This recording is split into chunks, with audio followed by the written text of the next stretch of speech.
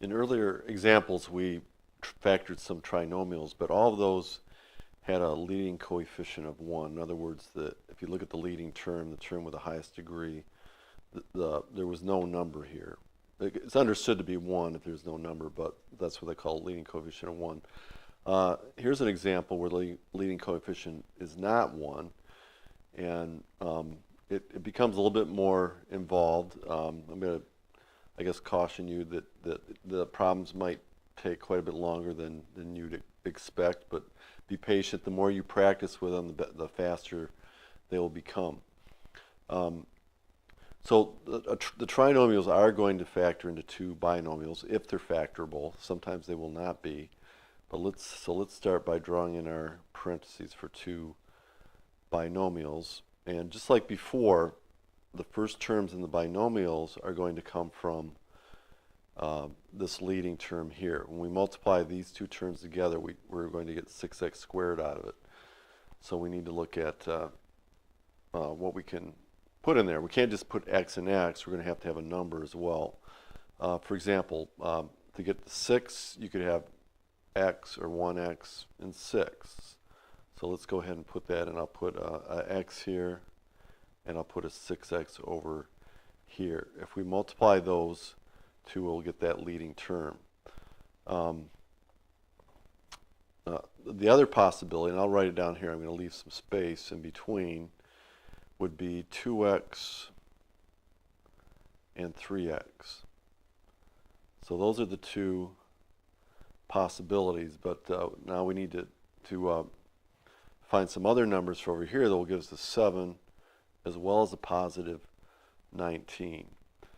Fortunately, 7 doesn't have a lot of factors. It is negative though, so you can do plus or minus. So to get 7, we might use a 1 and a negative 7, or we could use a negative 1 and a positive 7. So there are just two possibilities in this case, but it becomes really 4 possibilities because we could put the 1 here, negative 7 there, or we could put the negative 7 here and the 1 there, and those are both different because these numbers in front of the x's are different. So let's go ahead and try one. I'll put say a plus 1 here and minus 7 over there. We are going to get the leading term, 6x squared, and the end term, 7, by multiplying those. But will we get the middle term?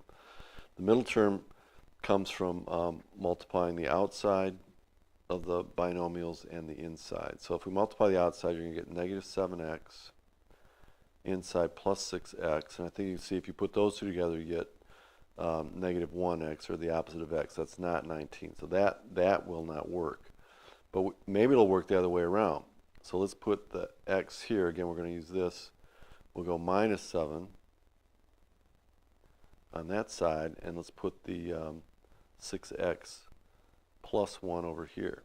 Let's try that. Again, we're going to get the first and last term, but what's going to happen in the middle? We multiply the outside, we get x, and then we get minus 42x. We can see that's not going to work. So that one didn't work. This one won't work. Let's go to these two factors. So let's try, say, x minus 1 now, and 6x plus 7. Okay, if we multiply it out, we're going to, for our middle term, we're going to get 7x, and then minus 6x. And that's not going to be equal to 19, so that won't work. So finally, let's try at least for x and 6x. Let's try x plus 7 and 6x minus 1. Again, we'll get our first and last terms, but the middle terms are going to be the opposite of x and then plus 42. That does not add up to 19x, so it's not going to work to have x and 6x. So let's move to 2x and 3x. Maybe we'll be a little more lucky there.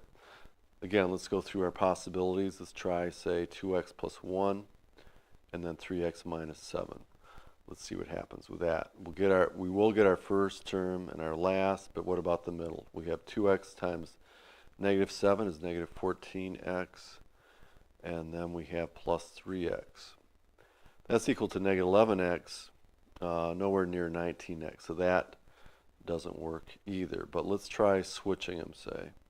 Again, we have 2x and 3x, but instead of putting the 1 here, negative 7 there, let's go negative 7 here and positive 1 on the other side. Now let's multiply out. We'll get our first and last. As you can see, the middle term, we're going to have 2x minus 21x, and that is negative 19x. It's a 19, it's close, but it's not a positive 19, so that will not work either. But we do have a couple other possibilities. We can go down to this one with 2x and 3x, and let's see what happens. Let's try the top one. So say 2x plus, I'm sorry, 2x minus 1, because we're using this one now. 2x minus 1 and 3x plus 7. Let's try that. When we multiply, we're going to get our first and last, but the middle ones will be 2x times 7 is 14x. Then we get minus 3x, which is positive 11x. That won't work. One more thing to try. If we switch these, we'll have 2x and 3x, but let's put the plus 7 here, the minus 1 there. This is the last possibility. Hopefully it'll work. To get the middle term again, to check, 2x times negative 1, we get negative 2x. 7 times 3 is plus 21x. That is 19x. So when we multiply that out, we do get the middle term. We'll get the first term and the last term by multiplying these. So this is the one that works. Out of the 8 different possibilities, we finally found the one. Sometimes you might find it on the first try, third try, and so on. And once you've done it more, you won't even try some of these ones that obviously won't work, and you can do more things in your head and actually get to this factoring early. But this will factor to 2x plus 7 as one factor and 3x minus 1 as the second.